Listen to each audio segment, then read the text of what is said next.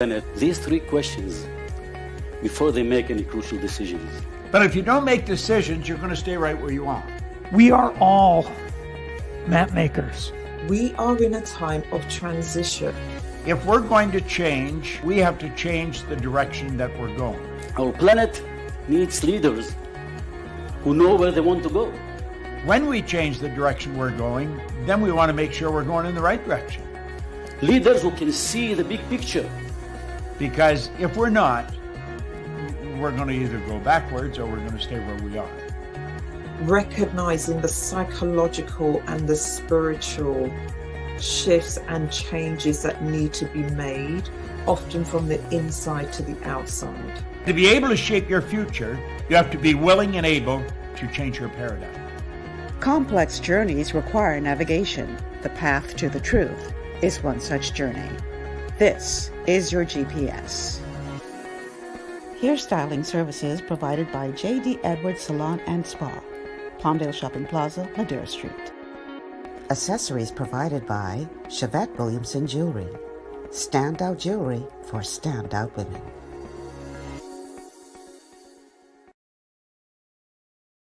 Good afternoon, everyone, and welcome to GPS, Global Paradigm Shift on Global 99.5 FM. I'm your host, Michelle Malcolm, and it's always a pleasure to be in your company today. And today is a Monday, so you know what we do on Mondays. It's all about the mindset.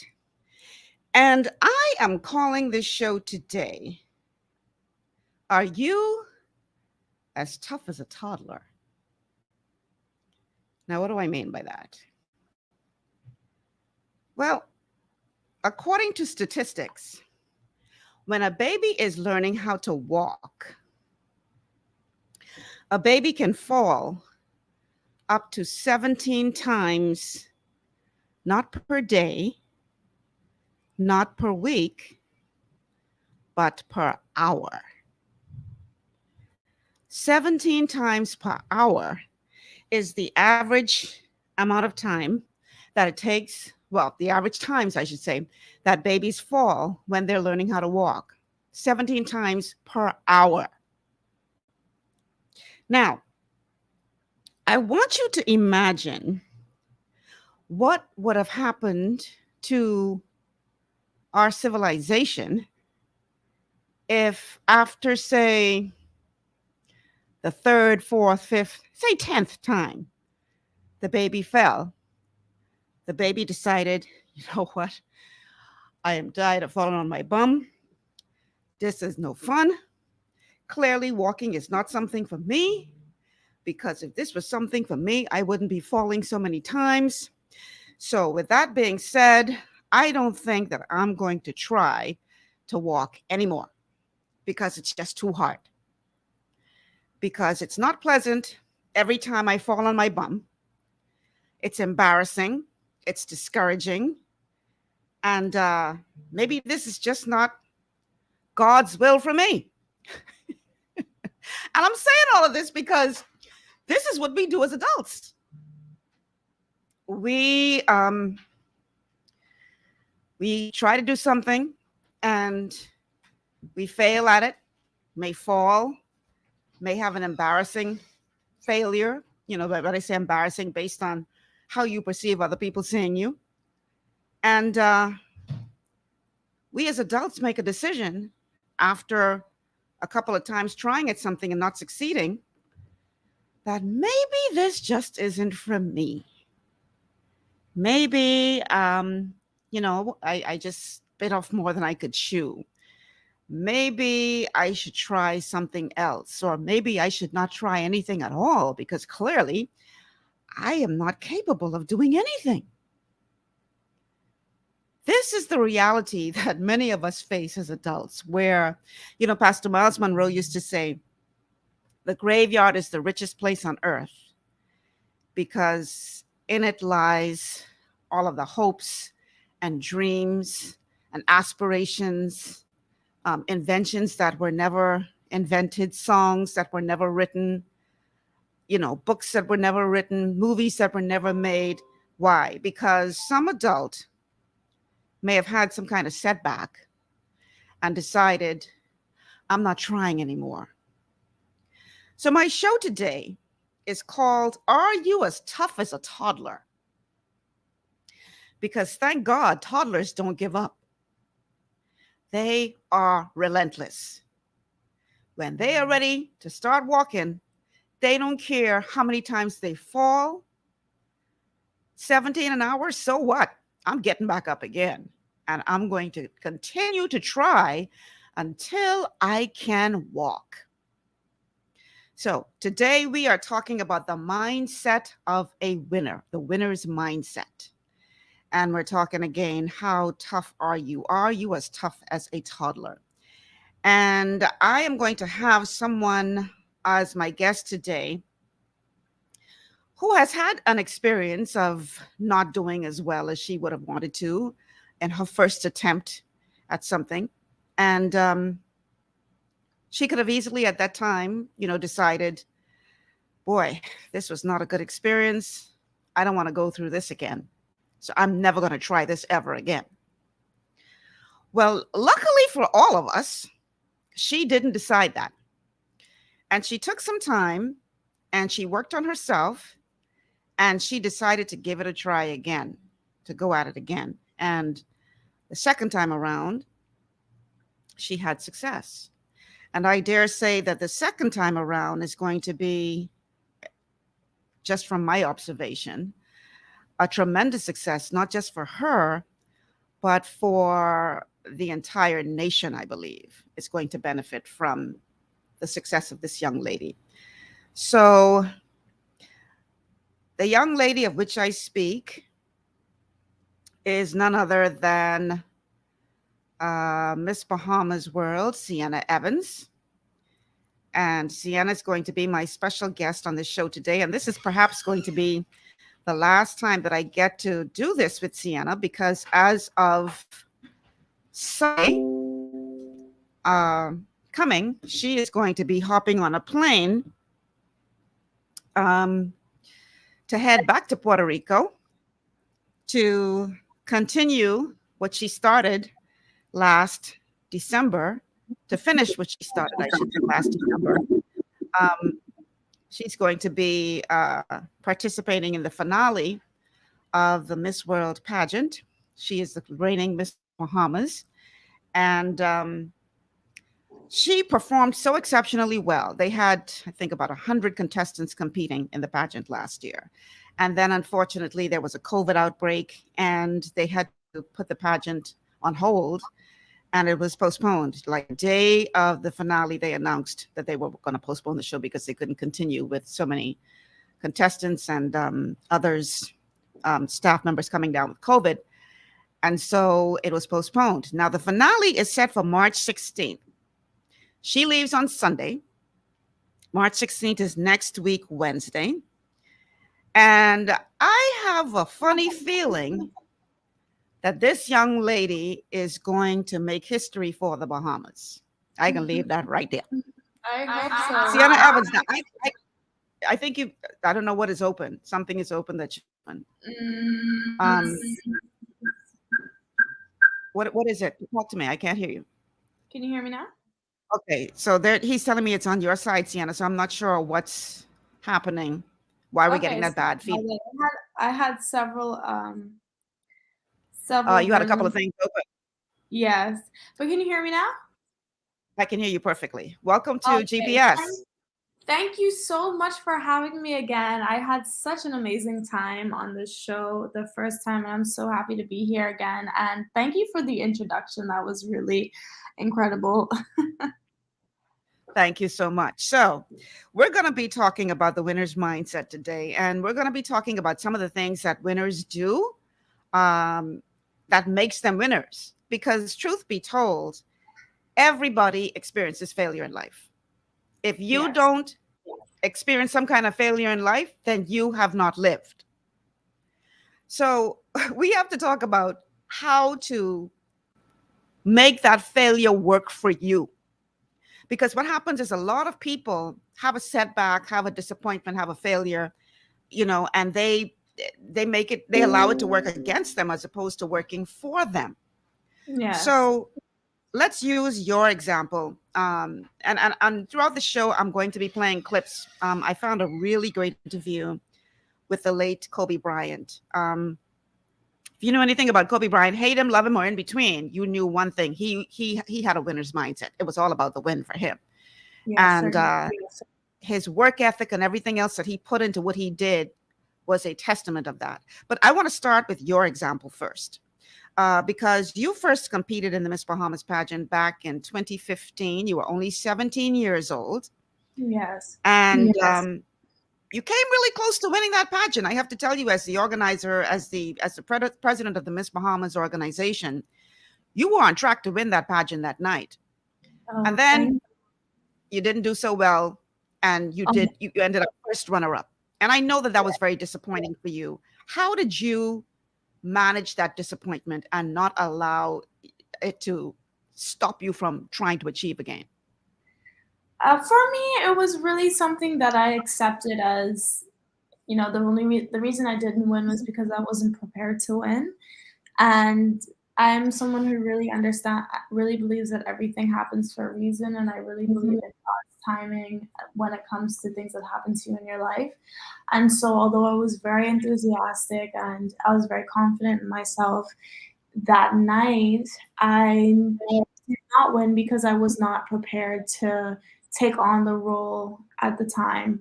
And like I always say, I'm so grateful for that, because I believe that if I had won, I would not have put in the amount of work and personal growth as I've put in order for me to get to where I am now today. And so that's something that, although can be seen as a failure, it's something that I'm incredibly grateful for. Yeah, and I'm glad to hear you say that, because one of the things that we're going to talk about in this show, during this show, and I know you said you only have an hour to give me. Wow. So I'm going to have to manage for the second half without you, I guess. But one of the things that you said just now reminded me of something that I want to cover, and that is that sometimes what is packaged as a failure or a disappointment is really a blessing in disguise. And this is something that we all need to understand, because we all want to succeed at whatever we do. We all want to have a good experience at whatever we do. And sometimes, life doesn't go according to the way we plan it. And And that when that happens, happens, then we tend to, walk with our head down and be disappointed, and, all of this thing. When sometimes in life, the truth be told, it's a blessing that you didn't get what you wanted, because, like you said, you weren't prepared to handle that responsibility. Right. And now that you look at this 6 years later, and you see the amount of work that you would have had to put in to be at the level that you are right now as it relates to being competitive, that was clearly a blessing in disguise. Yes, definitely. Would you agree? Yeah. I couldn't agree So- more. I can't believe it's been 6 years already. Wow. I know, right? But back then you were a young 17-year-old, and today you are this incredible young woman who has accomplished so much. Since then, you've gotten a degree in neuroscience and human behavior. You own a fleet of diagnostic labs, and doing really, really well. And from what I can tell, on your way to, who knows, winning Miss World. And wouldn't that be something? It would be But incredible. honestly, that would be incredible. Not just for you, honey. I don't want you to think this about you. We are all pulling for you, because we all, this is something that, my God, this would be so big for this country if you were to win this thing. And the thing is, this is not just Michelle talking, y'all. I want y'all to understand that many of the international pageant experts have Sienna in their top 5. So this is something that, if you do as well as we think you're going to do, we know that we'll have big reasons to celebrate on Wednesday. But I want to talk about the fact that the experience that you go through is really supposed to be your education. And that's one of the clips that I have prepared. um, that, I don't want people who are listening to this show who may be going through a valley experience to believe that you're there forever, because the valley experience is just a temporary thing. And the idea is that that experience should become your education. Let's go to that clip.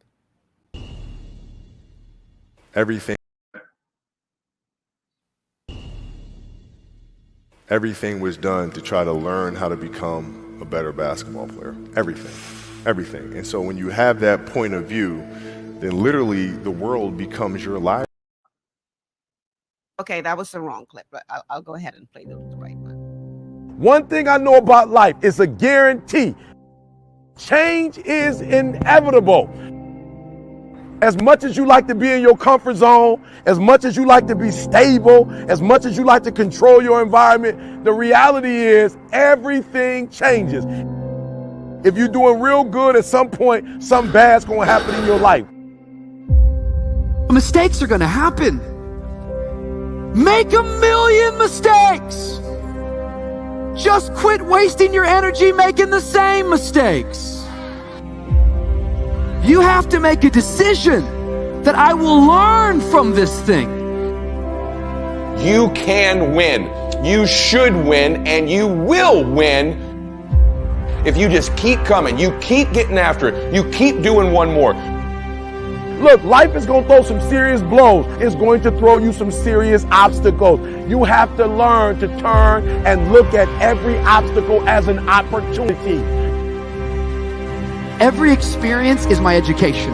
So the good experiences and the bad experiences, I'm going to learn from that, and I'm going to discover the opportunity for me to grow and for me to get better. You know life is going to happen as long as you believe in you. You got the right mindset. You got the right attitude. We can make it happen. I know I will fall down. I know that I will stumble, but I already see myself getting back up. Therefore, I'm never down. I'm either up or getting back up. I'm either up or getting back up. What are your thoughts on that, Sienna? I don't think I could have said that better myself. I think it was so impactful, the very last sentence. I'm never down. I'm only up or getting back up. I love that mindset. Yeah, it's like the famous saying, you never lose, you either win or learn. And Right. I think that this is something that, people need to understand, because there's so many people walking around right now who have given up on life. And I like my Monday shows to be motivational, because people need to understand that we all go through peaks and valleys. There's a saying that either you're heading towards a storm, you're in a storm, or you're just coming out of a storm. Right. But you can't. This is just a part of life. And unfortunately, there are too many people, I think, who do not have that. What's the word I'm looking for? That drive to keep going, no matter how many times you get hit and how many times you fall. Just think of the toddler, 17 falls per hour. Right. And yet they keep getting up. What do you do, Sienna, to help to motivate yourself to keep getting up after being knocked down?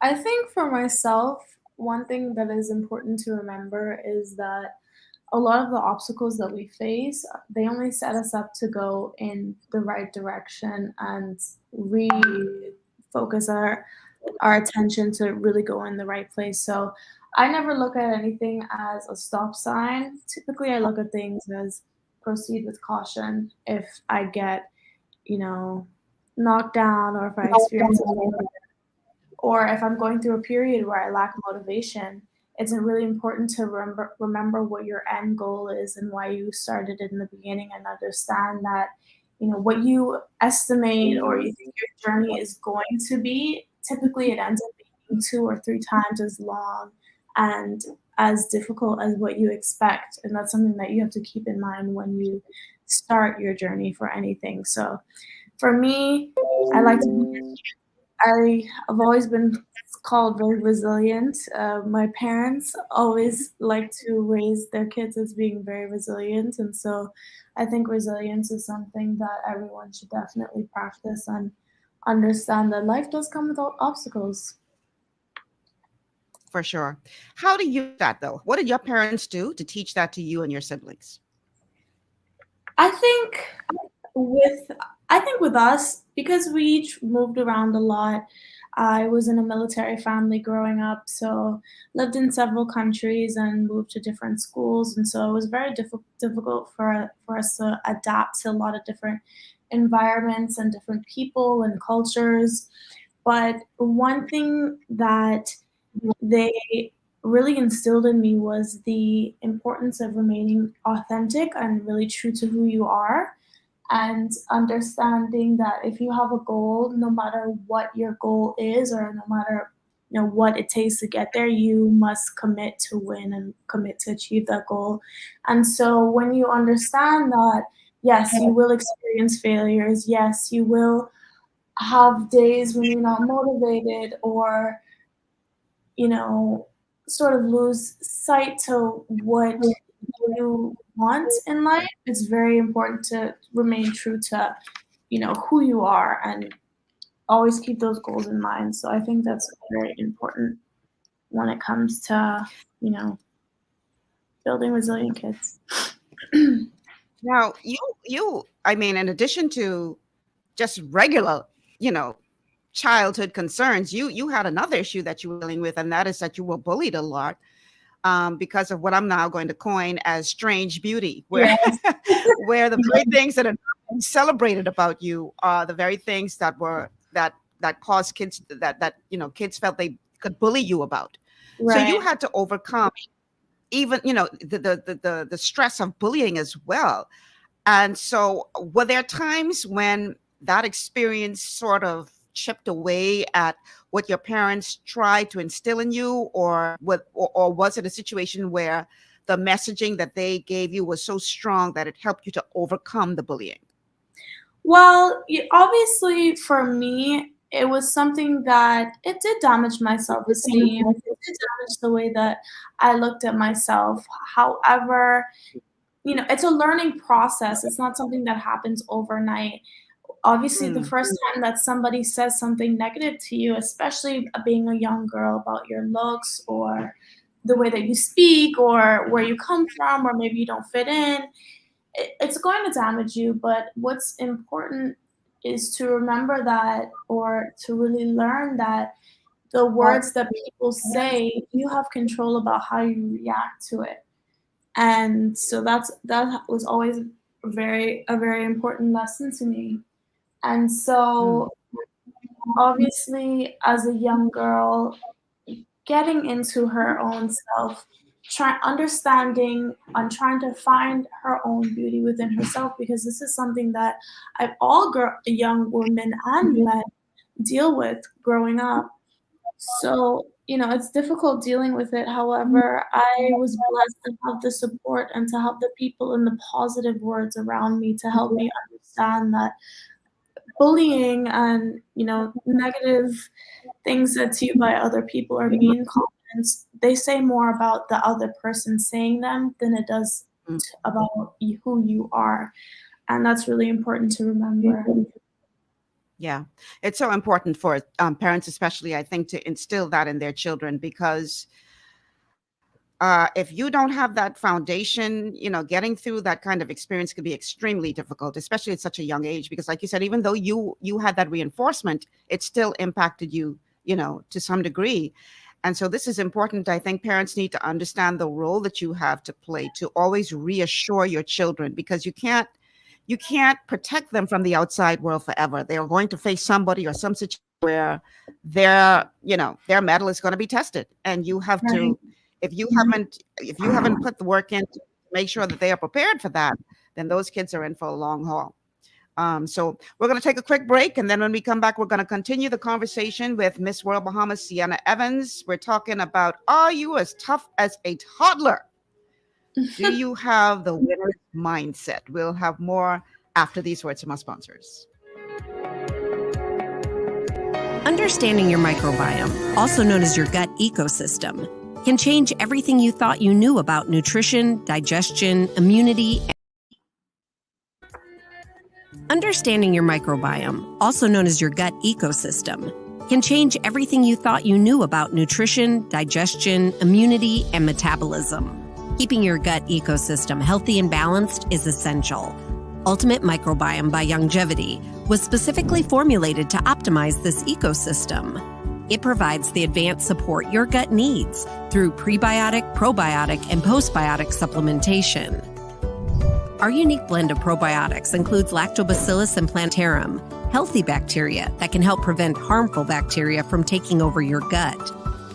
Increasing your gut's population of beneficial bacteria creates a more balanced gut microbiome, which has been shown to aid in weight loss, skin health, sleep, mood, and may even help with seasonal allergies. Ultimate Microbiome also promotes the production of postbiotics. Postbiotics are key to help regulate your gastrointestinal health. To enhance digestion, Digizyme Multi-Enzyme Complex, a blend of 5 specific enzymes, has been added to Ultimate Microbiome. It can help break down food so your body can better absorb nutrients. Plus, we've added our proprietary I-26 Hyperimmune Egg Powder to aid in the elimination of disease-causing gut bacteria and help your body balance its immune response. Ultimate Microbiome, the scientific, proprietary, and holistic approach to gut health that helps optimize your body's entire gut ecosystem. To learn more, contact your Longevity associate. Welcome to Sunshine Auto, the hardest place on the planet for rims, tints, and tires. We are your auto superstore for rims, Lexani, Azaras, Trueform, Western, Lux, Fuel, Tracklight, Tough, Rough Racing, Velocity, Mud, All-Terrain, and low-profile tires. Cars, homes, and commercial window tinting. At Sunshine Auto, we put God first and customer is king. Glasses love. To stay healthy, it's crucial to make sure you get the nutrition you need every day. But it's difficult to get all your recommended vitamins and minerals from food alone. Even in the United States, 94% of people are deficient in at least one nutrient.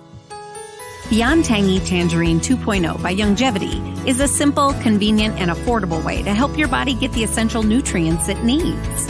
It's an advanced plant-driven multivitamin mineral complex that contains certified organic whole foods, trace minerals, and antioxidants. BTT 2.0 supports your body's natural defense system with a proprietary blend of energy-boosting and body-loving nutrients, plus prebiotics, probiotics, amino acids, and enzymes that support digestion. With an unusually high ORAC score of 8,000, you get even more antioxidants to help combat free radicals that can cause damage to your cells. But to get the most benefit and value from any multivitamin, your body must be able to break down the nutrients so you can fully absorb them. Otherwise, they'll just pass through your system without doing any good. Beyond Tangy Tangerine 2.0 was specially formulated with synergizing cofactors to ensure you get maximum nutrient absorption. Beyond Tangy Tangerine 2.0 is the easiest way to give your body the balance and complete daily vitamin mineral supplement it needs for optimal support of your overall health. To learn more, contact your Longevity associate. This portion of GPS is brought to you by Tiki Bikini Hut at Junkanoo Beach. Great food, cool tropical drinks, and family fun in the sun. And welcome to GPS Global Paradigm Shift on Global 99.5 FM. Michelle Malcolm here in your company, talking to the beautiful Miss World Bahamas, Sienna Evans, Hello. who leaves on Sunday to complete her quest to win the Miss World crown. I'm putting it out there, girl. I'm putting it out there. I'm speaking it into existence. Thank you. Okay, so Thank you. she's on Sunday for Puerto Rico, and this is probably going to be my last opportunity to interview her in her role, hopefully, as Miss World Bahamas. Hopefully, the next time we interview her, she'll be wearing the blue crown. Yes, As fingers the new Miss crossed. World. Fingers crossed, toes crossed, eyes crossed, everything crossed. But we're very, very hopeful that she's going to do exceptionally well. Now, we're talking about the winner's mindset on the show today. And, you really need to have a winner's mindset for the next next 2 weeks, especially as you go off now to finish this pageant. You have the judges interview, and then from judges interview you go right into the finale. Is that a caller on the show? Okay, before I ask you this question, let's go to the phone lines. Caller, welcome to GPS. Madam Malcolm. Hey. How are you? Excellent. How are you? I assume I'm fine. I assume you had a beautiful weekend. Every weekend is beautiful. Thank God. Yes, man. I like that. Madam Evans. Hello. How are you? Hello. I am fine. I like your history about your family. Oh, thank you. And I am so proud that you're talking about Dad and your parents. Yes, so we I'm need very more, grateful. Madam Malcolm. Madam Malcolm, we need more of that. Absolutely. I want to wish you well. You see, this is not politics. If this was politics, your phone would have been ringing off the hook. Let me, before I question the young lady, before I give do you believe we have made politics our first religion in this country? Yeah, in many ways. Yeah, that's a concern. Just like the same as the family. Mm. I am very much concerned about that. Mm-hmm. But I want to wish Madam Evans, right? Yes. Yes. I want to wish you well, being a father of 2 girls also. And fathers, they feel so proud when the girls do well. I hope the boys would catch up. And I would speak the same life that Madam Malcolm speak. You will win this crown. Amen. Thank you We so have to much. speak life to our children. Let me just say this right now. My grandbaby of 5 years old, she demand that I pick her up today. And she don't want her mom and dad pick her up. Then she demand I just move. So we demand, this nation demand that you will bring that crown home. No pressure. we will celebrate with you. Like the former, I think, good Miss University. She plays in top 10. She was in the run-up. But let me ask you to read. Just read Proverbs 18 and 16. Read that and just believe it. Believe it. Hold fast to it. I'm not a preacher, but I believe in the word. Hold fast to it and just believe it and trust me. You go with that thinking, just believe it, and let me read it to you. It's just simple, A man gift will make room for him, right? And bring it him before a great man. So just believe that, hold on to that, and you just go with that mindset, and you will be among great ones. Amen. Have a wonderful day. Thank you so much for calling. Thank you so much for calling. I guess I should open the phone lines for anybody who wants to wish you well, because this girl can tell me when I drive in here, y'all, that she only give me an hour. Why she's doing me so bad? But anyhow, I'm grateful for the hour that she's giving me. And so I guess if you want to wish her well, this is the time to do it. But Sienna, you are getting ready now to go finish this pageant. 100 teams from around the world competed for 4 weeks in Puerto Rico at the end of last year. And these were all winners of their national pageants. So we're not talking some little Miss Sunflower, Miss Sugarcane. We're talking Miss World now, the biggest pageant in the entire world. Beautiful women from all over the world, accomplished. I mean, you name it, they have done it. And you performed so well that after the pageant had to be postponed, they decided that they will only invite the top 40 back. And when I say the top 40, 15 of those top 40 were fast track winners. In other words, you win one of these preliminary fast tracks and you automatically in the top 40. And then the other 25 had to be selected by the judges. And guess what, y'all? Our queen was one of the 25 picks that the judges chose. That speaks volumes. It means that she didn't get into the finals because she ran fast or because she danced well. She got into the finals because the judges saw something in her, a huge accomplishment in this pageant. So now you're back, you're going amongst the top 40 to finish off the competition. and all eyes are on you ladies to see who has the stamina, who has the stickability, who has the, you know, the gung-ho to go ahead and really win this thing. So no pressure, but I'm sure you feel pressured. So how are you getting in the zone? And we're going to talk a little bit later on the other side of our next break about getting in the zone and other aspects of the winner's mindset.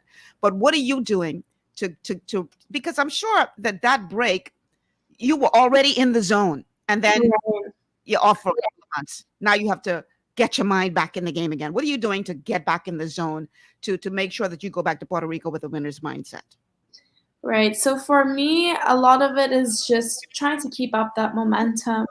I obviously have access that I'm running and working for, and that takes up a lot of my time. But in terms of preparing to go back to Puerto Rico, I do a lot of vocal exercises and I read out loud in order to get my practice my diction and practice speaking in front of the mirror.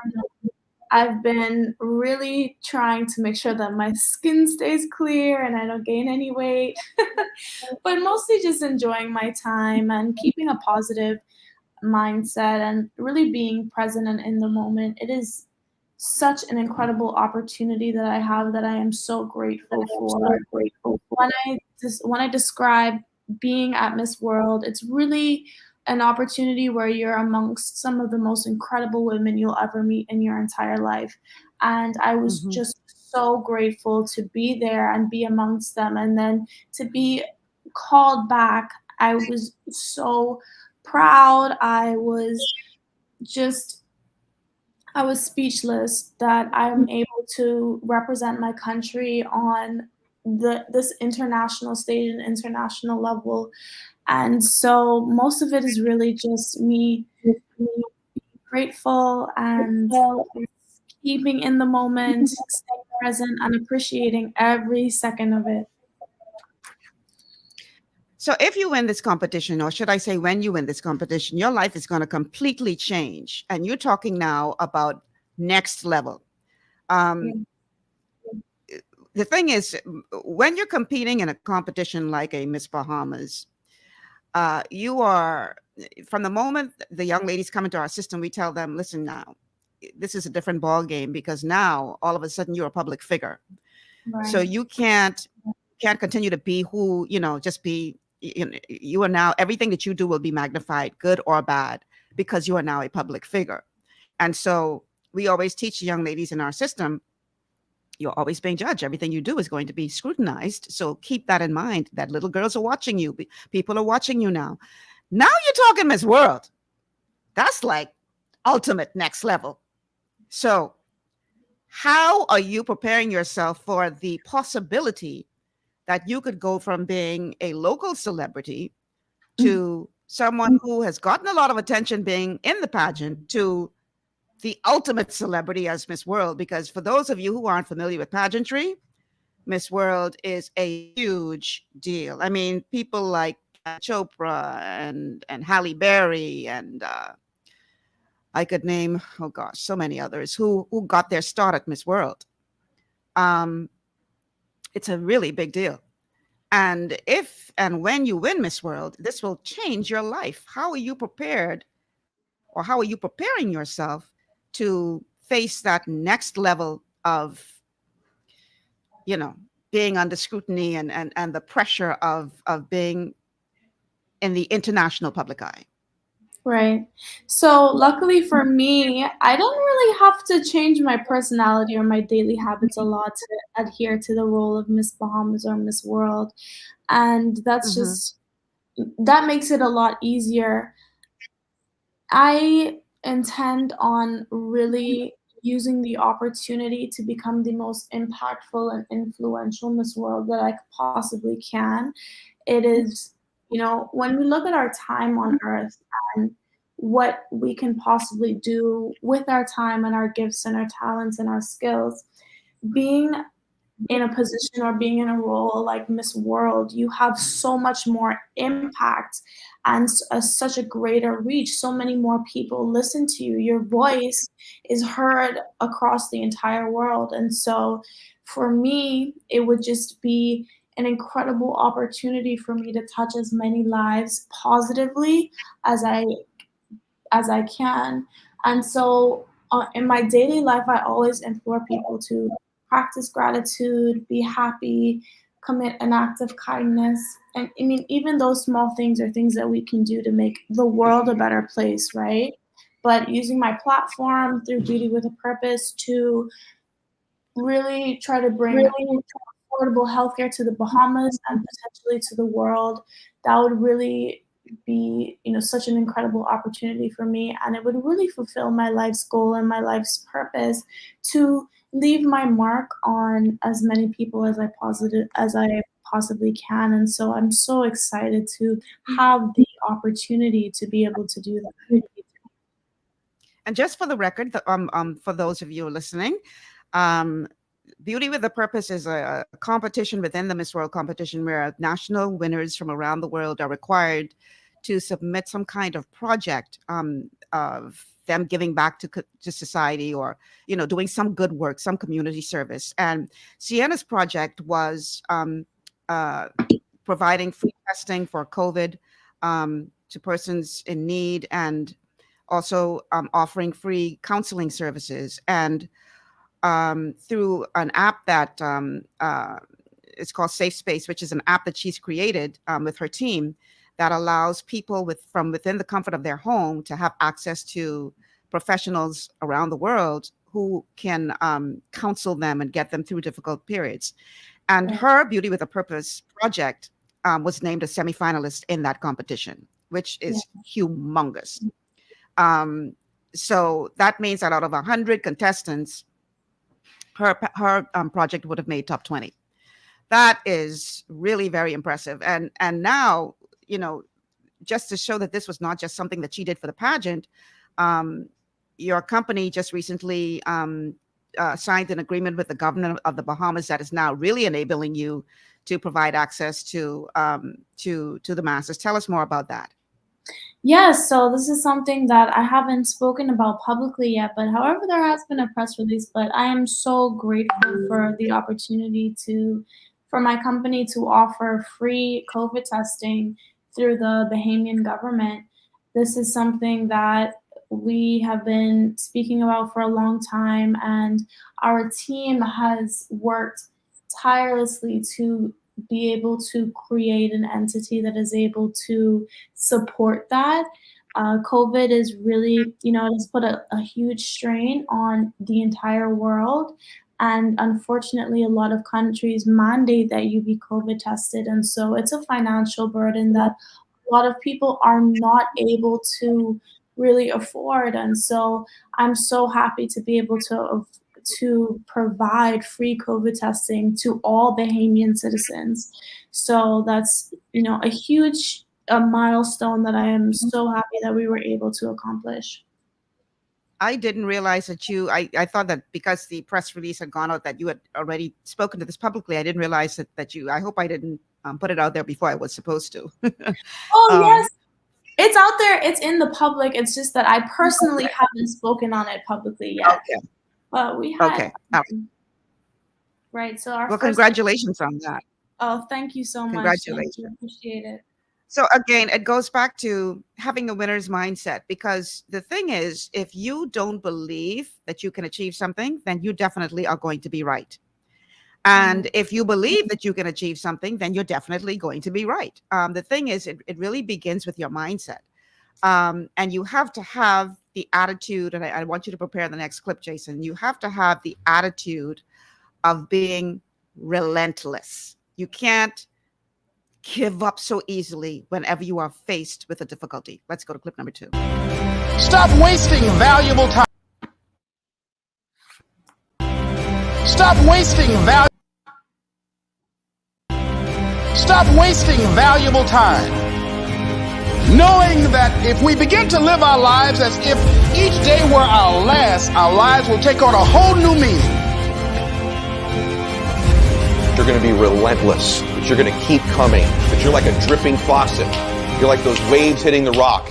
Other people are going to get slowed down. Other people are going to take a break. Other people are going to flinch. Other people are going to cool it. Other people are going to believe they've made it. When they get weak, you just keep company. When they flinch, you blow their doors off. That's how you win in life, because you keep getting after it and keep getting it after it until the job gets done. You have limitless potential. You can always push a little bit harder, get up a little earlier, work a little longer. Stop letting life push you around and start fighting back. The winners, they stay excited as long as it takes to get the job done. They keep after it until the job gets done. They never stop. They're always after it. And that's where their strength comes from. That's where their confidence comes from. It might not be a year or 2 years or 3 years, but you're going to stay excited and you're going to keep doing one more until the job gets done. Whatever it is you want more of or want to be better at in your life, you have complete control over whether you get it or not. If you have persistence in everything you do, you can achieve anything. You become a machine and nothing on the outside can affect you because your mind is trying to beat it down. You have to push yourself past the edge of your comfort zone. It's the only way to grow. You can always go 11 instead of 10. You can always make the next phone call. Always do one more meeting. Always do one more. Always, always, always. And I promise you, you will knock down that rock that's in between you and your dream and make them come true.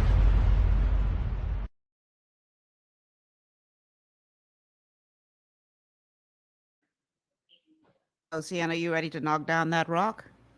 Oh, yes. I'm ready to drive through it. Get it done, get it done, get it done. No excuses. When I was pledging my sorority, Alpha Kappa Alpha, we used to have to recite a poem. Excuses are tools of incompetence, building monuments of nothingness, and those who use them are usually capable of nothing more than excuses.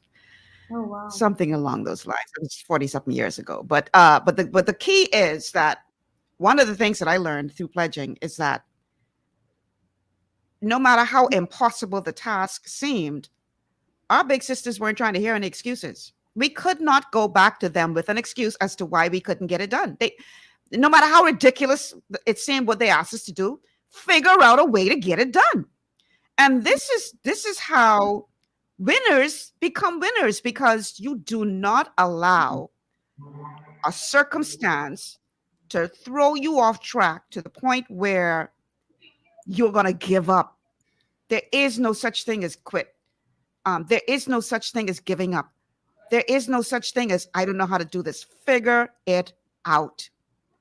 I think, though, a part of the problem, Sienna, is that people, you ever heard of the saying, you can't see the forest for the trees? Because I think sometimes when people are going through a difficult period, they get so bogged down in the difficulty that they're facing that they can't see beyond that. How important is it to always keep within your mind, your heart, your spirit, your soul, the bigger picture, that there's something more to what I see right in front of me, and not allowing that one thing, that obstacle, to stop you from achieving? I think that, what you have to remember is to look at things from a different perspective sometimes. And most importantly, a lot of the times we feel like very emotional about problems that we face. And our biggest issue is the emotions towards it, whether it be going a hard time or a feeling of failure or a feeling of lack of motivation. But all emotions are temporary. And when you get out of that, or where you get over that, you'll look back and you'll say, well, I can't believe I was so distraught over the situation that now seems so small.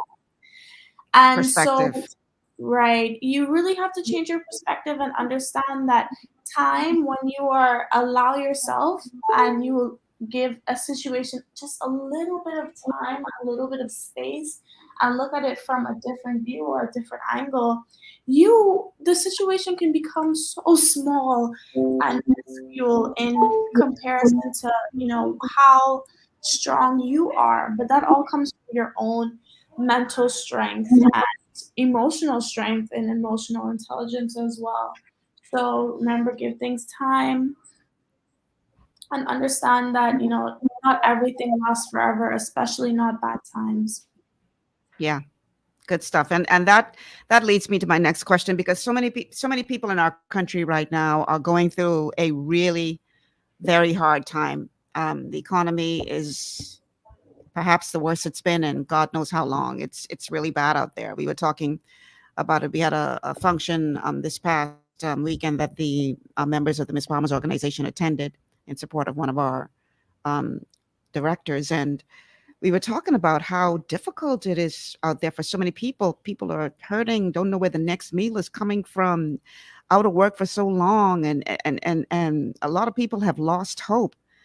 So when you are facing all of this, when you have so many obstacles in front of you, I'm not sitting here saying that it's a piece of cake, it's a walk in the park, and it's so easy that anybody, what we're saying today, we're not saying that it's easy to do, but we're saying it's very necessary to do if you are going to come out of this on the other side smelling like roses, because life throws curveballs at you. That's just a part of life.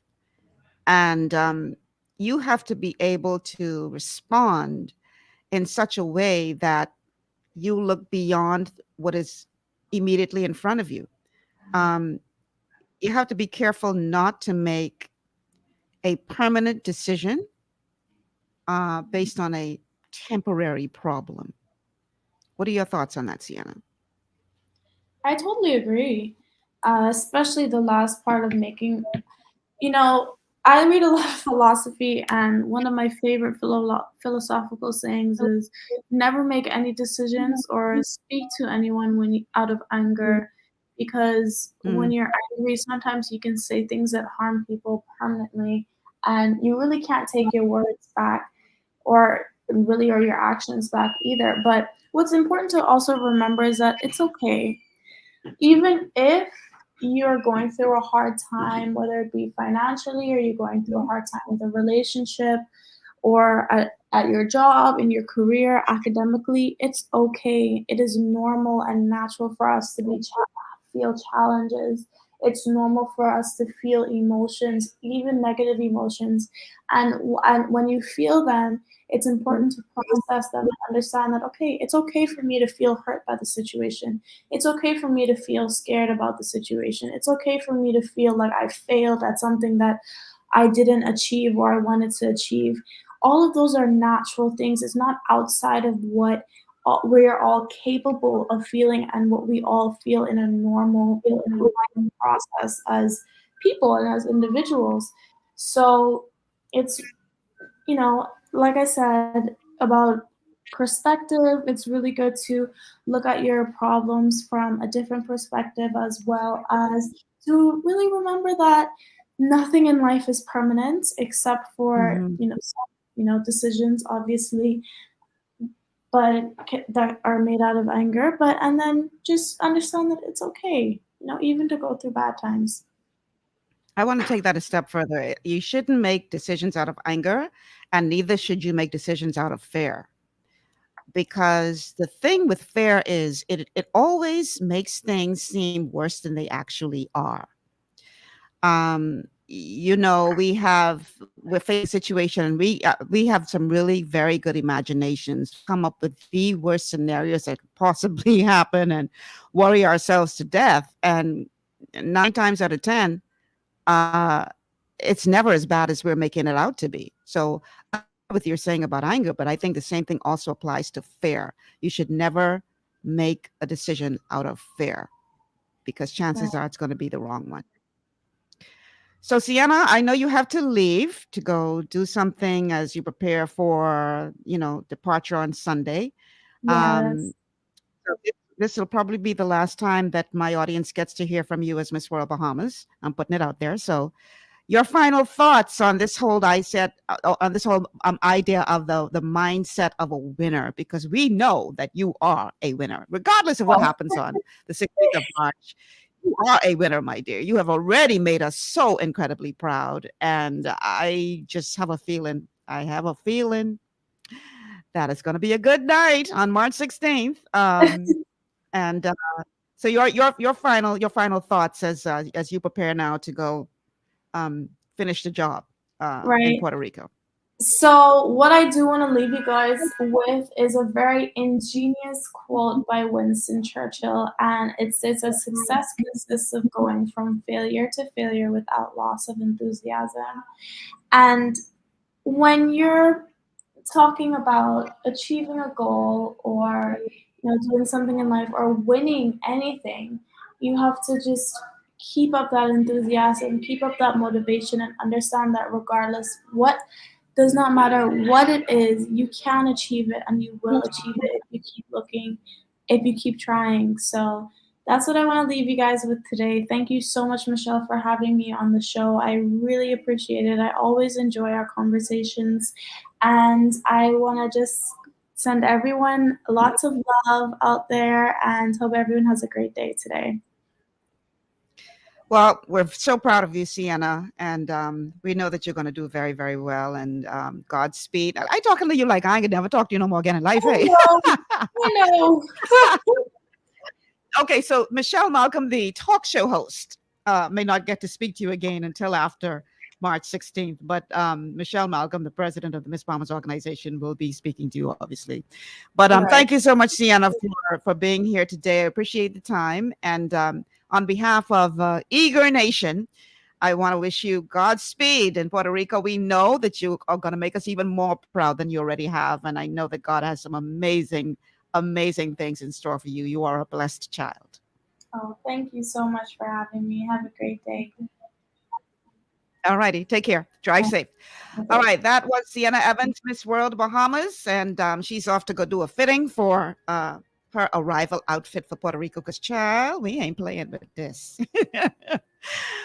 Stay with us. We are talking about the winner's mindset. Are you as tough as a toddler? On the other side of the break, we're going to be spending a lot of time with the late Kobe Bryant. Now, y'all know Kobe. Kobe was a man who was into winning. Whatever it took, he was going to win. We're going to get into his mind on the other side of the break. Stay with us. This is GPS on Global 99.5 FM. Your body's immune system is under constant pressure from things like stress, lack of exercise, and toxins in the environment. It's crucial to be proactive and support your immune system with the nutrients it needs to function effectively. But it's often hard to get these nutrients from food alone. Introducing fast-acting Zinc Plus Immune Support by Longevity. Unlike zinc-only supplements, Zinc Plus Immune Support builds on the proven power of zinc and adds complementary nutrients to give your immune system extra support. Vitamin D helps balance the effects of zinc, while our proprietary blend of natural fruit and root extracts provides the extra help your immune system needs to work against daily stressors. And we've included Longevity's exclusive plant-derived minerals to give your body the minerals it needs, but can't get from food alone. And because Zinc Plus Immune Support is delivered in a great-tasting, sugar-free, berry-flavored lozenge, it encourages quicker absorption of all these nutrients into your body. Zinc Plus Immune Support. Zinc plus the extra support your body needs to promote a healthy immune system. To learn more, contact your Longevity associate. Welcome to Sunshine Auto, the hardest place on the planet for rims, paints, and tires. We are your auto superstore for rims, Lexani, Azaras, Trueform, Western, Lux, Fuel, Tracklight, Tough, Rough Racing, Velocity, Mud, All-Terrain, and low-profile tires. Cars, homes, and commercial window tinting. At Sunshine Auto, we put God first and customer is king. Blessed love. It's gotten harder and harder to get your daily requirement of vital nutrients from food alone. Without additional vitamin and nutrient support, your health and well-being can suffer drastically. That's why Z-Radical was specifically formulated. It combines a blend of antioxidant-rich vitamins, minerals, and botanicals with the protective powers of fucoidan to help fill the gaps from lack of nutrients in your foods. The core of Z-Radical is fucoidan, a naturally occurring polysaccharide that helps stimulate immune reaction, protecting you against inflammation and oxidative stress. We harvest this powerful mineral-rich nutrient from brown seaweed, harvested only from the world's most pristine ocean waters to ensure the purest quality. It's then extracted using cold process technology to ensure maximum levels of bioavailability. Then we add essential vitamins that help to protect your cardiovascular and nervous systems and are crucial for optimal immune and neurological function.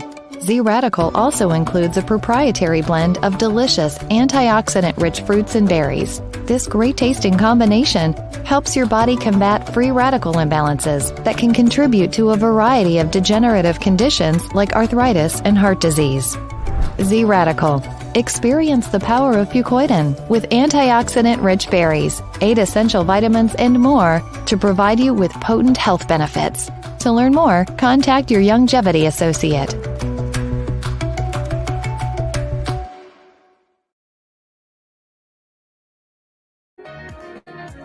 And welcome back to GPS, Global Paradigm Shift on Global 99.5 FM. Michelle Malcolm in your company. And today we are talking about the winner's mindset. Are you as tough as a toddler? Now, in a study of 130 toddlers between, they are actually 12 and 19 months old, researchers found that the toddlers fell on average of 17 times per hour. And if they were new walkers, they fell on average of 69 times per hour. Imagine. And psychologists are actually saying now that infants learn how to walk by learning how to fall. Perhaps this is something that we can learn from toddlers.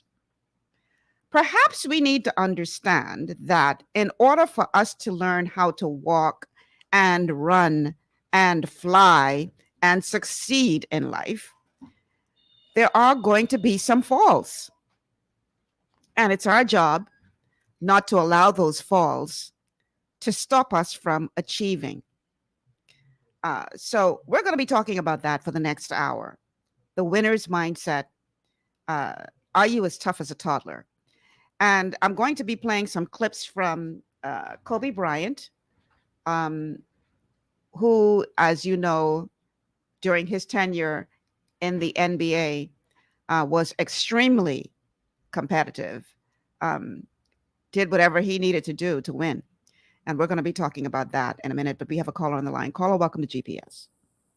Yes, good afternoon, Miss Michelle Malcolm. Good afternoon. My name is Berenice Johnson, the original. I think you know me. You used to be over on 93.9. Uh-huh.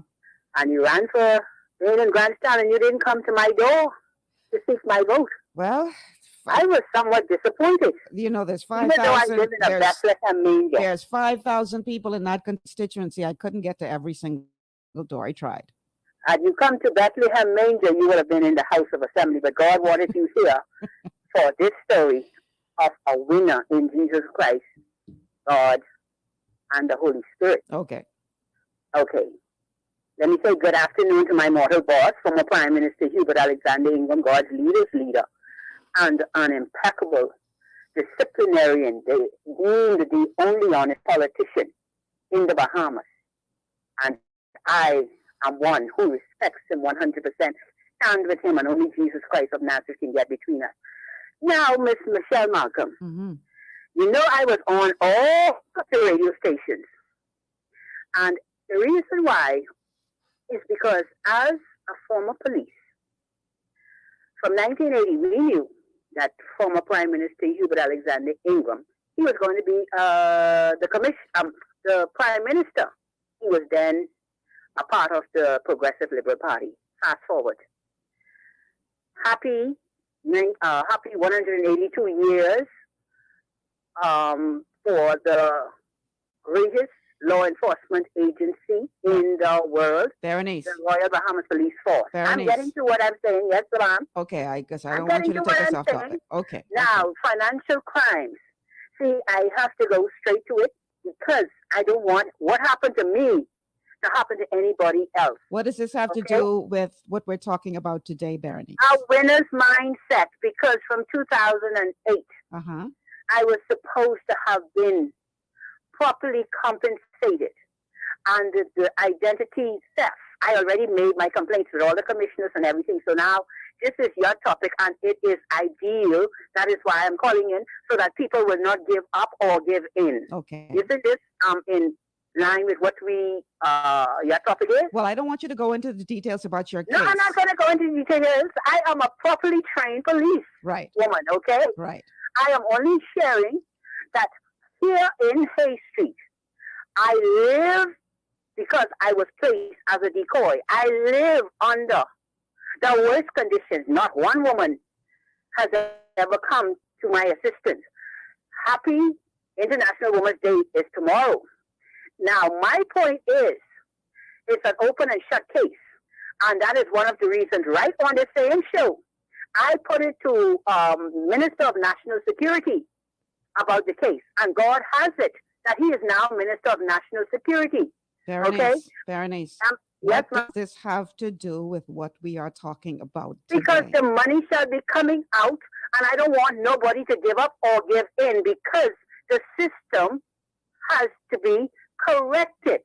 And when I put in as the representative of the Bahamas against rape and human trafficking, the first non-profit organization, the monies were stolen also. The Okay, international Berenice. Now, me and you, we used to get into and out of stations as well. I'm not going to let you eat up all my time today talking about your case. I'm only giving people hope. I am giving people hope. I know it's a very touchy situation. We're not going there. We're not going to go there. Former woman parliamentarians were involved, and we shall win this battle. Okay. That's all I telling people. Don't never give up. Yes. Don't give in Jesus' mighty name. You have a blessed day. Thank you for calling.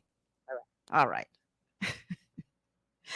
Okay, so let's get back to the core of what we were talking about. And this is the winner's mindset. We were talking about the fact that toddlers can fall up to from 17 to 69 times, an hour just trying to learn how to walk. And that psychologists are saying that it is actually a part of the process of learning to walk is falling. And so I want to tell you who was listening to the show today that if you are trying to accomplish something and you're having a difficult time, it's not working out, things didn't happen or go the way that you thought they did, do not get discouraged, do not give up, because that's a part of the process. Now, according to the late Kobe Bryant, another very important part of the process in winning is studying the game. What do I mean by that? As you all probably know, Kobe entered the NBA as a high schooler. He came straight out of high school. And he had to learn how to compete. As good as he was naturally, he had to learn how to compete on a much higher level because, high school is one thing, but when you're talking NBA, you're talking the best in the world. And so one of the things that he had to learn to do was study the game. Now, before I go into that clip, let's find out who this is on this call. Caller, welcome to GPS. So, Bishop. Yes. If you go to Puerto Rico with her, who's taking over your show next week?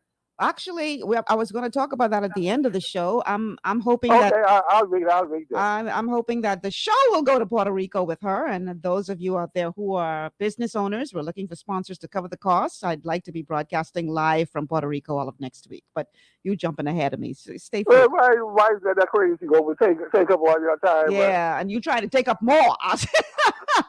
Let me get back to what I talked about, please. Okay? We're going to talk about that at the end of the show. So yeah, we're going to talk now about the importance of studying the game. So what did Kobe do? Kobe came out of high school, as you all know. He's now facing some of the best in the world. And as good as he wasn't quite up to par. So what he decided to do is he decided to start studying the best of the best so that he could learn what they did to become the best. Let's go to clip number 3.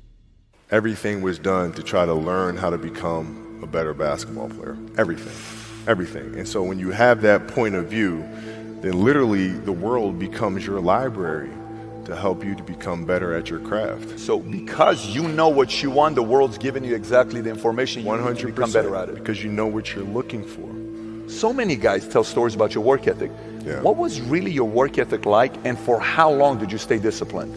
Well, I mean, every day. Since 20 years. It was an everyday process and trying to figure out strengths and weaknesses. For example, Jumping ability. Man, my vertical was a 40, it wasn't a 46 or a 45. My hands are big, but they're not massive, right? So you got to figure out ways to strengthen them so your hands are strong enough to be able to palm a ball and do the things that you need to do.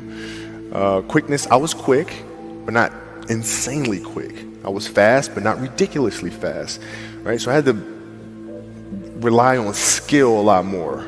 I had to rely on angles a lot more. I had to study the game a lot more. And but I enjoyed it though. So like from the time I can remember when I started watching the game, I studied the game and it just never changed.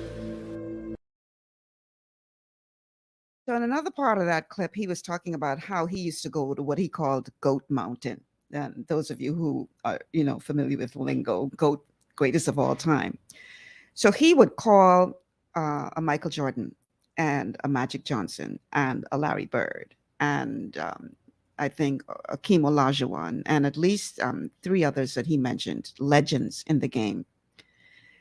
And he would, in essence, sit at their feet to learn what they did to make themselves better. Too many times, I think, we want to achieve greatness, but we don't want to humble ourselves to sit at anybody's feet to learn from them.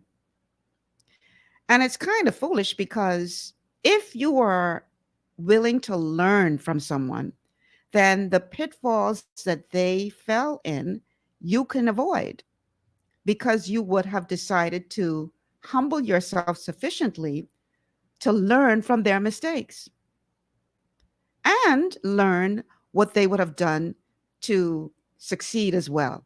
Not just learn from their mistakes, but learn their success story as well.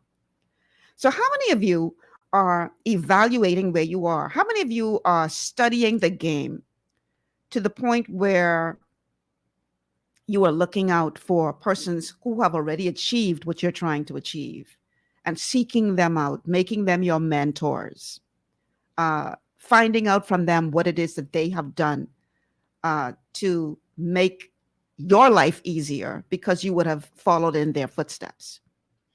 These are some of the things that you have to do if you want to be a winner. You have to understand that you're not in this alone, that there are people who would have gone on before you, who would have made mistakes before you, who would have had victories before you. And it just makes sense, I would think, to sit at their feet, to go to Goat Mountain, like Kobe put it, to learn from them. Rugga Wang says, only if people, I guess he went to say, only if people had the Kobe mindset. Only if people had the Kobe mindset, everything wouldn't be broken. This is so true. We are we're very quick to blame other people for what is wrong in our lives. When truth be told, for the most part, our lives are a sum total of the decisions that we have made, good or bad. And so if you find yourself, and I'm talking to myself right now, if you find yourself in a position that you're not happy with, then perhaps you need to study the game more, see what it is that you're doing that is preventing you from having the kind of success that you want to have. Because if you study the game, I like how he talked about the fact that, he realized that his hands weren't as big as they needed to be. So he had to rely on angles and skill. And he did what he needed to do to become better with the limitations that he had. And that is the true mark of a winner. Because he could have easily made excuses as to why he couldn't do what a Michael Jordan did or Magic Johnson did or whoever, because he didn't have a particular thing that Jordan had or a particular thing but no, it was often spoken about how he would spend hours, especially Michael Jordan, that he would spend hours just studying Jordan tapes and then trying to mimic the moves that Jordan made. So he did not allow himself to fall into a pity party. Well, my hands aren't as big as this person, so that means that I can't palm the ball like they would have, or, I don't have as much speed as this next person, so that means that I'll never be able to, no, he didn't allow himself to fall victim of those excuses. He studied the game, he studied the grades in the game, and he made a decision that he was going to make whatever adjustments were necessary, skill, angles, whatever it was, so that he too could become one of the greats. What are you dealing with in your life right now that probably just needs you to spend a little bit more time studying it, tweaking it, understanding what minor changes, what angles you may need to change in order to achieve the success that you want? What do you think about this? Because I do not believe that success is only for a handful of people, that they just happen to be born into luck, and so success is only for them and everybody else is supposed to suffer and die. No, I believe that a big part of it is mindset, and obviously conditioning of that mindset, because many of them were born into an environment where the mindset was really, what's the word I'm looking for? That mindset was not fostered. It was molded for them, and many people were not born in that environment. But again, that's not an excuse not to achieve, because there are a lot of people who weren't born in ideal environments who went on to impact the world. Key example: Dr. Miles Monroe, Baintown boy, who went on to write over 60-something books. I can't remember exactly how many. I couldn't keep up with them. I couldn't read them fast enough. Went on to impact the world. There isn't any place in the world you would go where people would say, I'm from the Bahamas. Oh, do you know Miles Monroe? That's a Baintown boy. But he did not allow the circumstances in which he was born to stop him from dreaming big, from disciplining his life, from making the adjustments that he needed to make to become great at what he did. And I want to encourage all of you out there listening, because listen, man, I know it's rough. People going through a hard time, but I don't want you to look at the circumstances that you are in and think that that is all that life has for you, and that only the people on the other side are to enjoy life. They say the grass is always green on the other side, maybe because they water their grass more. So instead of talking about how the grass is green on somebody else's side, water your grass. What do you already have in your hand that you can turn into something great? We were all born with skills. So I want to encourage you today, as you listen to this show, to understand that you got to study the game if you want to become one of the greats. Now, another thing that Kobe talked about was getting in the zone. And I want you to listen carefully to this clip, because he didn't just show up to the stadium and walk out on the court. Oh no. He had to get in the zone in order to be as great as he was. Let's go to clip number 4. It's a good separation for me. It's a good separation for me, emotionally, to be able to put myself in a place where at practice or when I'm training or during games, I switch my mind to something else. I switch my mode into something else, right? For me, it's the equivalent of Maximus Decimus Meridius in Gladiator picking up the dirt, smelling the dirt. It's go time, right? So that was my mental switch. It was like an actor getting ready for a film. You got to put yourself in that cage. When you're in that cage, you are that character. And then when you leave there, it's something completely different. But when I'm in that cage, bro, don't touch me. Don't talk to me. Just leave me alone. Get in the zone. Sometimes you have to get rid of all of the distractions in your life that are keeping you out of the zone. Have you ever noticed that when you put up your mind that you're going to do something, at least let me speak for myself. When I'm in the zone, oh my God, everything and everyone else I forget. And you could say that's a bad thing, but if you're trying to accomplish a goal, I would be let's use my work ethic as an example. When I used to work back in the day as a reporter, and you're working on a story, and you're so in the zone with that story that 5-6 o'clock in the evening would come, and I'd stop and say, or another example is when we were preparing for the Miss Bahamas pageant, and you're into the production and you're making sure everything is right and ready to go, and you in the zone, and 5-6 o'clock in the evening would come, and I'd stop and I say, did I eat today? And when I really think about it, I realized, wow, I didn't even stop to eat a meal today because I was so much into the zone. Gotta get it done. The distractions. Listen, I have a good friend who always, and he does it just to be disgusting, but he would call me when he'd know I'm in the middle of the zone for pageants or whatever. And what he called me for, he would get. I let him have it, because you know what I'm dealing with. What you calling me for? What you calling me for? Michelle, I don't like the way you're talking to me. What you calling me for? You know what I in the middle of right now. What you calling me for? You know I in the zone. Right? Sometimes you just gotta get rid of the distractions in your life. And a lot of us are really distracted.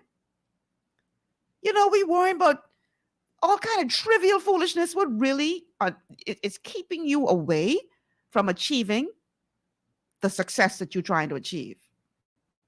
And sometimes you just got to get in the zone.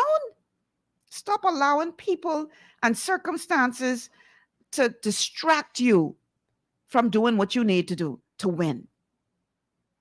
Get in the zone, people. Sometimes nowadays it's so easy to be distracted. You got these smartphones in your hand, and if you don't mind yourself, you would spend an hour on social media or an hour playing a game or an hour, whereas that time could have been spent working towards achieving your goal. One of the things I like about the smartphone is it has, at the end of the week, it says you spent this amount of time FaceTime or on this phone. And when I see that at the end of the week, I'm like, oh my God, that's a full-time job. What are you doing? How much time you wasting on this stupid phone? Right? But this is what we do. Nowadays, it is very, very easy for us to be distracted by all sorts of things that keep us away from the success that we seek. And here's the thing with time. There's no getting it back. Once it's gone, it's gone. So you could try as hard as you can to redeem the time that you would have lost. But that particular time, you ain't getting that back. So take stock of where you are. What is distracting you from achieving your goals? I want to encourage you today to get in the zone. Tune out all of the negativity. Tune out all of the things that waste your time. If you got to tune out some people, tune them out. Do what you got to do. Because if you realize that they ain't heading nowhere and you hanging out, then you heading the same place where they heading nowhere. But sometimes you have to make some decisions that you're going to do what you need to do. You're going to get in the zone so that you can achieve the success that you so desire. Because you ain't going to just walk in off the street and walk onto the court and score 60 points. It don't work like that.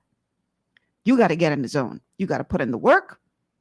You got to study the game, but you got to get in the zone in order to achieve the success that you want to achieve. All right. So on the other side of this break, we're going to be talking about how important it is for you to evaluate where you are. And when I say evaluate where you are, take a real honest look. And again, I'm talking to myself. I ain't only talking to y'all. I'm ministering to myself today. Take a real honest look at where you are and then evaluate where you are to the degree that you can make the necessary changes so that you can move away from that position if you are not happy with that position. That is on the other side of the break. More with Kobe Bryant, the late great, on this GPS Global Paradigm Shift. We'll be back after these words from our sponsors.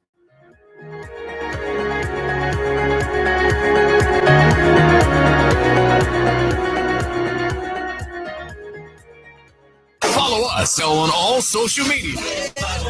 Like us on Facebook at Global 99.5 FM. Welcome to Sunshine Auto, the hardest place on the planet for a live.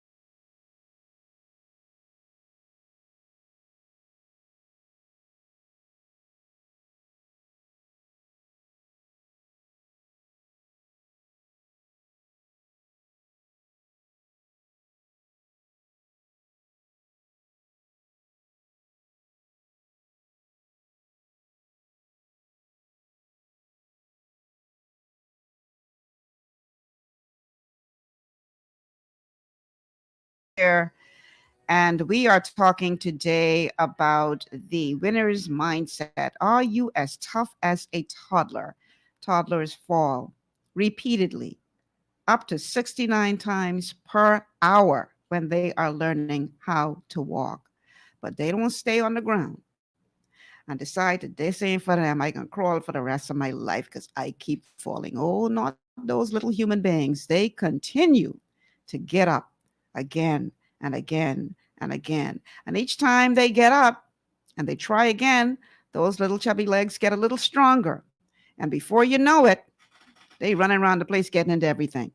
How about we as adults apply that tenacity to our own lives? Our telephone numbers to call 326-0271, 326-0271, 326-0271, or 326-0272, 326-0272, 326-0272, and our WhatsApp number 824-9952, 824-9952. So we've been listening to clips from an interview with the late Kobe Bryant during the second half of the show. And one of the things that Kobe talks about in this interview is that you have to evaluate where you are and then be willing to make the necessary changes to change where you are.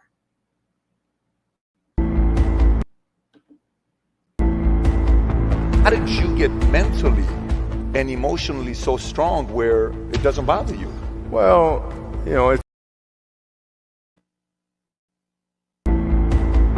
How did you get mentally and emotionally so strong where it doesn't bother you?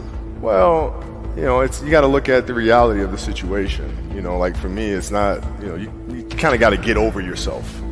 Like, it's not about you, man. Like, oh, okay, you feel embarrassed. You're not that important. Like, get over yourself. That's where you go. Get over yourself. Right? Like you're worried about how people may perceive you, and like you're walking around and it's embarrassing because you shot 5 air balls. Get over yourself. Right? And then after that, it's okay, well, why did those air balls happen? Got it. High school, year before, we played 35 games, max, right? Week in between, spaced out, plenty of time to rest. In the NBA, it's back to back to back to back to back to back to back. I didn't have the legs. So you look at the shot, every shot was online. Every shot was online, but every shot was short.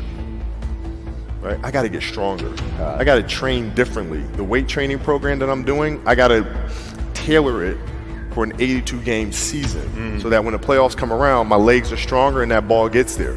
So I look at it with rationale and say, okay, well, the reason why I shot air balls is because my legs aren't there. I go, well, next year they'll be there. That was it. Done. Simple. Done. Evaluate where you are.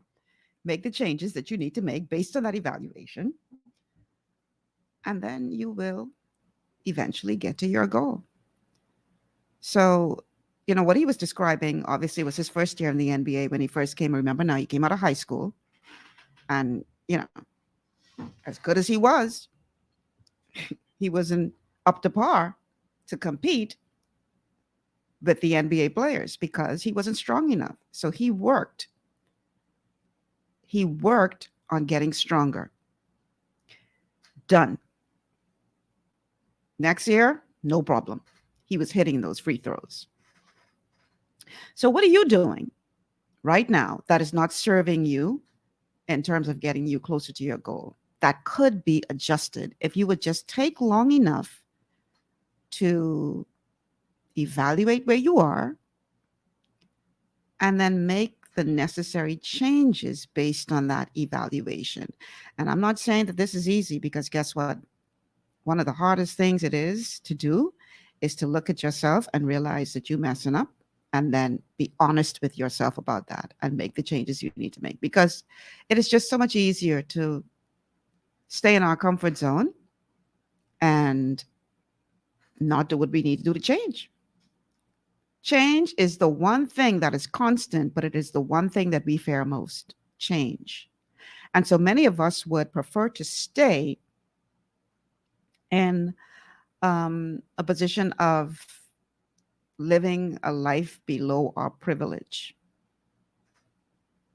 as opposed to making the change that is necessary, because the change is an unknown and we are afraid of the unknown. So what would happen to your life if you made the decision to take a good, hard, long look at where you are, and then take the time to evaluate where you are and make the necessary changes? I'm telling you, you can do this. And this is something that we all need to do, some of us more so than others, in order to change our circumstances. Because again, it's not that success is only destined for a few. No, it's just that those who are experiencing the success have discovered something that the rest of us need to discover. So be prepared to evaluate yourself. Be honest with yourself. And then be prepared to make the changes based on that evaluation that are necessary to take you to the next level. And you know what? I don't care how old you are. This can be done. Don't think, oh boy, Michelle, I'm too old for this now. I don't live all my life, no. Remember me the other day talking about Colonel Sanders from KFC? Most of his life, he was considered a failure. KFC didn't take off until he was in his 80s. And by the time he died, KFC was all over the world. So even in his 80s, he finally discovered the very thing that would make him wealthy, not rich. He was wealthy by the time he died.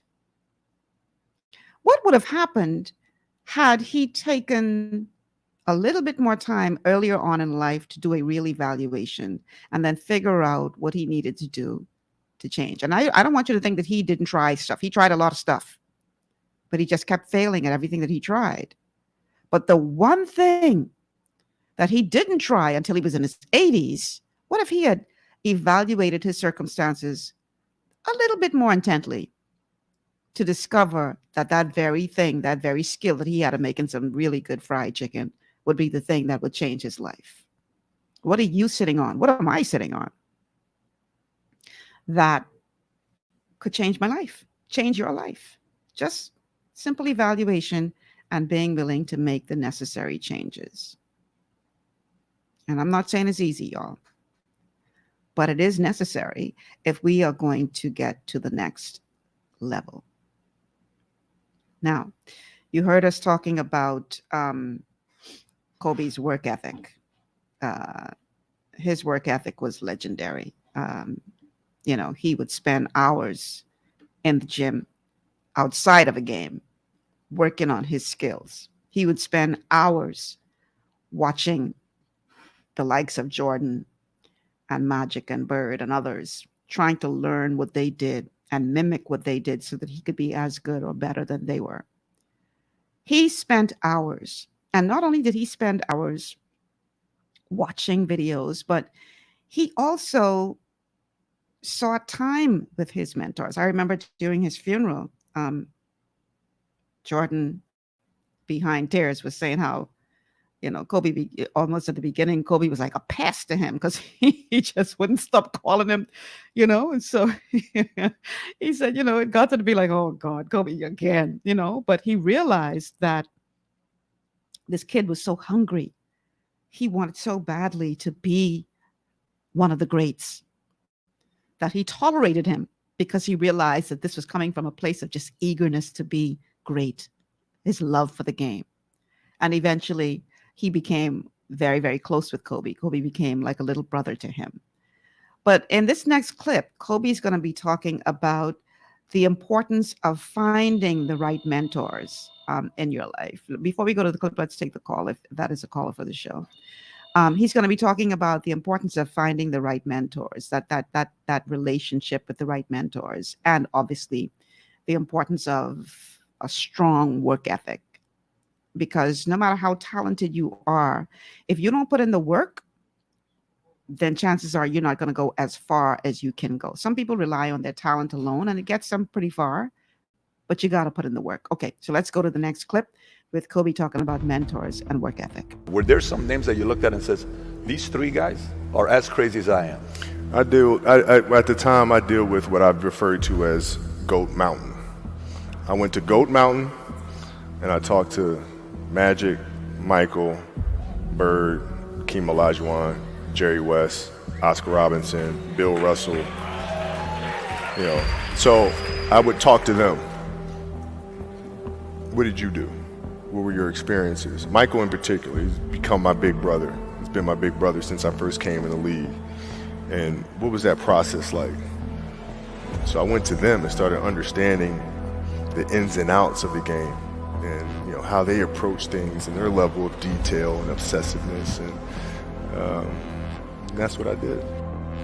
The players that had that passion but weren't willing to commit their entire lives to doing that, right? It's a choice, right? You have other things, you have family, you have all these other things that you have to do. The game can't really be your number one priority.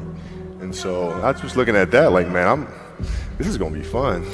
If I'm buddies with you from high school, if I'm a cousin of yours, what happened to our relationship? How did that gravitate when you went into the league and you're determined to become the greatest, or you're determined to become one of the greatest? What happens to our relationship? Well, it suffers. It does suffer. Oh yeah. Okay. Yeah. And you understood that. You were okay with that. Well, yeah. And the people that love you, like friends and family, like they know that about you. Got it. So they let you be you. And when you reconvene, you pick back up where you left off. Mm-hmm. But make no mistake about it, everything in between is lost, right? So those long-term relationships, the commitment of time of, taking like I see a lot of players take vacations with other players that are close friends. And they'll just take vacations just to take vacations, or just hang out just to hang out. Like I never did that. Why not though? Why didn't you do that? Well, because when I retire, I didn't want to have to say, I wish I would have done more. I don't want that. I don't want that. You got a lot of people paying their hard-earned money to come watch you perform.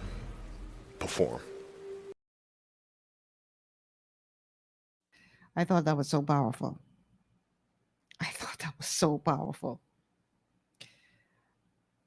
if you have friends and family who don't understand that you can't hang out all the time, that things are going to change when you're in the zone, when you're trying to accomplish something, then I hate to put it this way, but maybe you need to reevaluate who you're hanging with. Because as he so adequately pointed out, so effectively pointed out, that when you are trying to achieve something, when you're trying to leave your mark and become one of the greats, you have to make some sacrifices. You can't be hanging out all the time, because according to me, he hang out no time. And I understand his rationale. You may say, well, Michelle, you have to enjoy life. But his attitude was, I can retire eventually and I have plenty time to hang out now. So his life ended abruptly and too soon, quite frankly. So he obviously didn't get as much time as he thought he may have. But the point is, he was so focused on achieving the goal that he was trying to achieve. He had such a strong ethic, such a strong desire to be a winner, that he was willing to not hang out, not, enjoy temporary pleasures in exchange for putting in the work. I like what he said, that people are paying that good money to come watch me perform. I got to perform. We have to get to the place where how bad do you want it?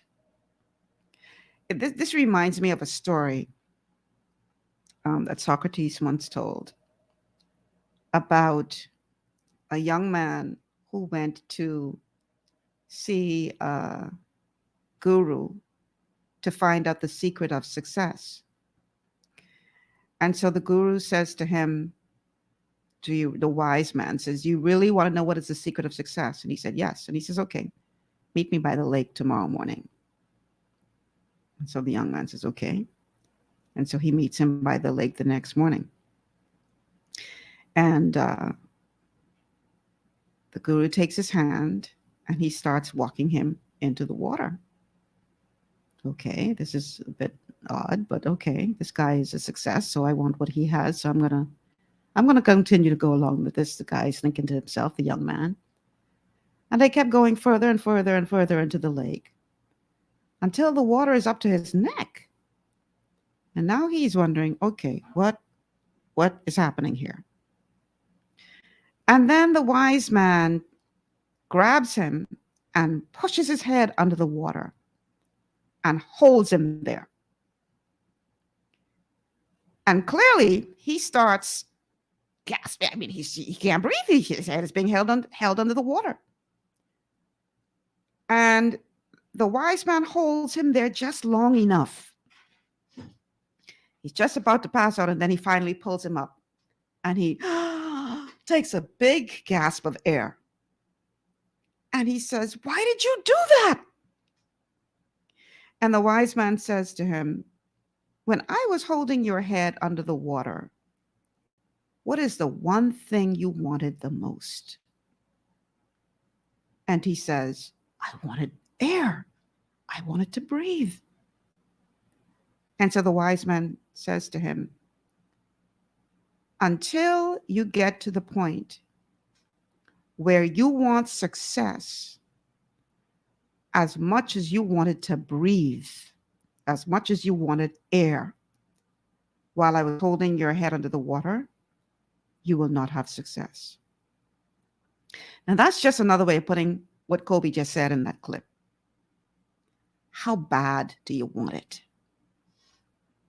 Are you willing to do what is necessary? Are you willing to stop hanging out with your friends? Are you willing to make some tough decisions, to put in the long hours, to focus on what's important? Are you willing to do that? Are you willing?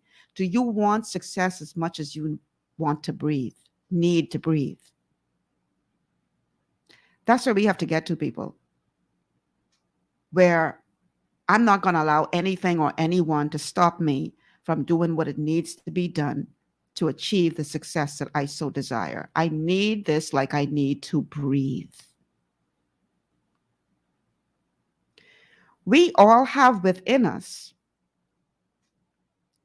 the ability, the raw material to achieve something great. But we have to cultivate that thing.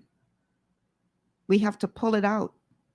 Your future is already inside of you, but you got to pull it out. You got to cultivate it. You got to make it work. And that is work. And you have to understand that there will be periods where if you declare, I want to succeed at this, and you put that out there, trust me, you're going to have obstacles to that. Why? Because it's almost like the universe has to test to see how serious you are about what you say you want to achieve. So you should expect obstacles when you make the decision that you are going to go after success. Don't be surprised when the obstacles come. Expect them, because that is a part of the process. The obstacles are a part of the process. And you know, God in his infinite wisdom, I believe, he knows what you are ready to handle. So I think he allows us to go through obstacles, go through difficulties to strengthen us so that we could be able to handle the blessing when it comes. So you can't be afraid of obstacles. You know, a lot of times we praying away the obstacle, and the obstacle is the very thing with the Lord allowing to happen to strengthen you, to get you to the place where you can handle what he's about to bring to your life. So what am I saying? I am saying that you should not allow, and I'm getting ready for the next clip, you should not allow your obstacles to define you. You're playing against the Golden State Warriors. Score is 107-109. You guys are close to getting into the playoffs. You know exactly what happens in the game. You go up, you're about to take your shot, and then all of a sudden, boom, Achilles happens, right? He went and hit the free throws, and then you walked off the stage. Yeah. And you got the surgery done. I went in the trainer's room, my kids are in there, and, you know, they're looking at you and stuff, and I'm looking at them, and I'm like, you know, it's all right, Dad's going to be all right. It'll be fine. It'll be all right. It'll be all right. It'll be all right. And as a parent, you got to set the example. You got to set the example. This is another obstacle. This obstacle cannot define me. It's not going to cripple me. It's not going to be responsible for me stepping away for the game that I love. I'm going to step away on my own terms. And that's when the decision was made that, you know what, I'm doing it. I'm doing it. You're a freaking beast, bro. Yeah. So what obstacle are you facing right now that you're trying to pray away or figure a way around, or, you know, blaming the devil and all these kind of things that we do? When you really need to see that obstacle as a stepping stone to get you where you need to go, to prepare you to be able to handle the responsibility and the weight of the success that you desire. Because guess what, y'all? I know on the one side you're thinking, boy, if only I had this much, and if only I had that much. You know how much stress the people who you looking at as successful, you know how much stress they under. You know how much weight they carry it. You don't see it because you're only seeing things from your perspective, but they carrying a lot of weight. So perhaps the obstacles that you're facing came to prepare you so that when your turn comes for the success and the weight comes, you don't crumble under it. I want you to consider that. Because I believe that we are walking into a winning season. Especially those of us who are believers. if you are connected to your source, I believe if you understand this and you get this, we're about to go into a shift. And we are about to walk into our winning season. But all of these steps we've been talking about are important so that when you get there, you are not crushed under the weight of that success. Let's go to the phone lines. Caller, welcome to GPS. Hi, good afternoon. Hi. How are you? Excellent. How are you? I'm simply calling to say thank you for those last sentiments you expressed. Mm-hmm. I think you're talking to me. Thank you. Oh, thank you so much. I'm talking to myself too, though. But I appreciate you. Thank you so much for calling. Thank you.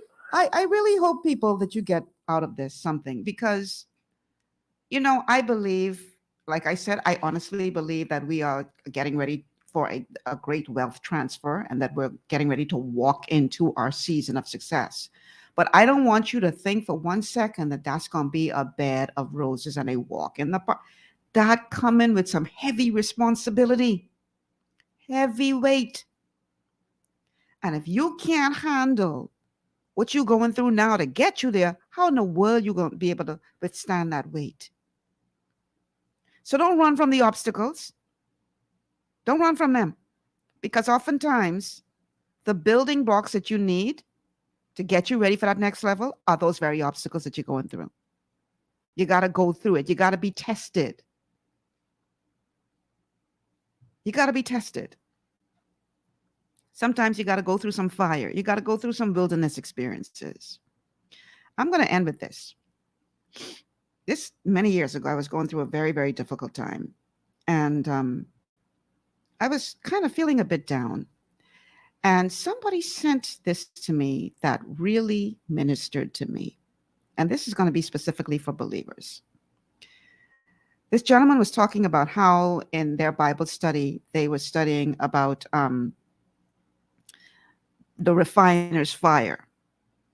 And so he decided to go to the people who make jewelry or whatever you call it, that use the torch to refine metals, refine gold. And he went and he asked me, said, can I watch you for a while? And he said, yeah. And so this guy is putting some intense heat on this gold.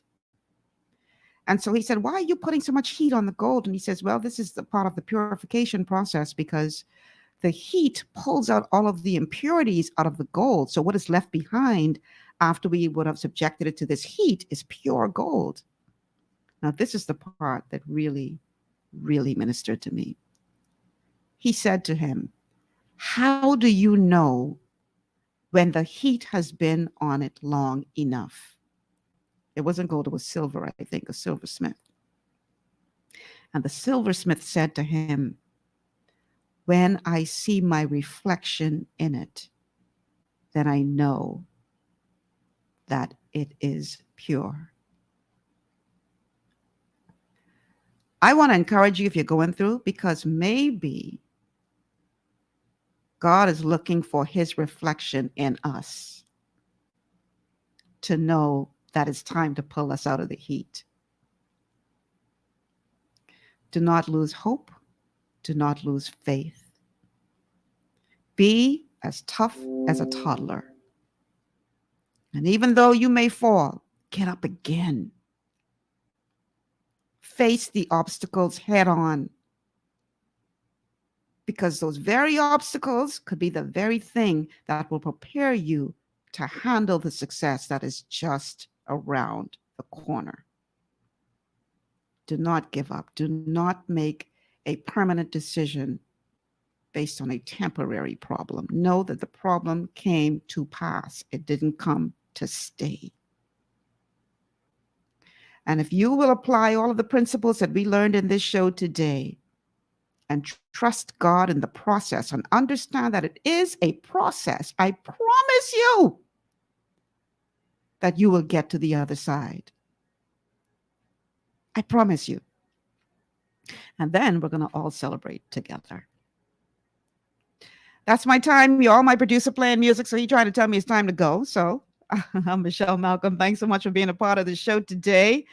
Tomorrow is International Women's Day, and we're going to be talking to a very powerful woman in this country, maybe two, about the importance of the day and how it is time for us to end the bias against women. So don't miss tomorrow's show. It's going to be a good one. That's my time. I'm Michelle Malcolm. Thank you so much for being a part of the show today, and I will see you guys right here tomorrow on Global 99.5 FM for another episode of GPS Global Paradigm Shift. Good afternoon, everybody.